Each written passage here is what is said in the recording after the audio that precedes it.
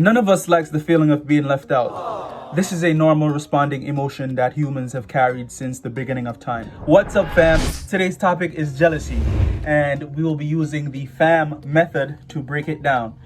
Forgive, accept, and move on. As it is, we have the longest dependency stage compared to any other animal. A horse comes out the womb knowing how to walk and behave like a horse. So do dogs, cats, bears, and other animals comes out knowing their roles respectively. A human baby, however, remains helpless for a very long time. Learning how to walk, talk, or be potty trained seems like forever compared to the rest of nature. Basically, we need all the care and attention we could get.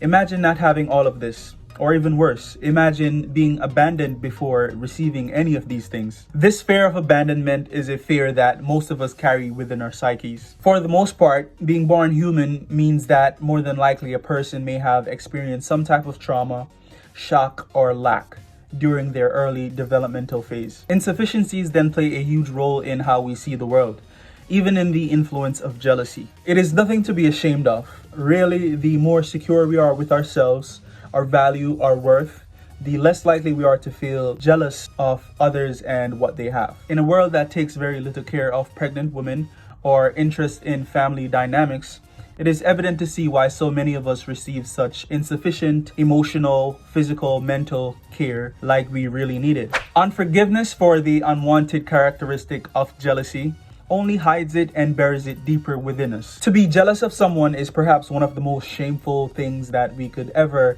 acknowledge to ourselves. After all, this would mean that another person is better than us, which ultimately makes us feel less than. And here lies the fallacy or the unimportance of the emotion of jealousy in the first place.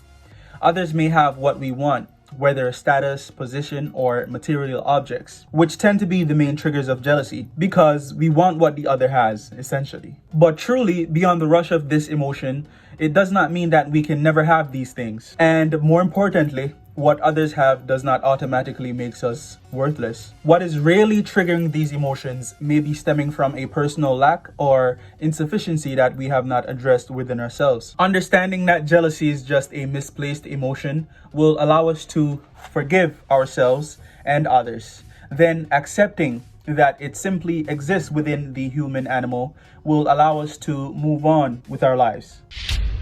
What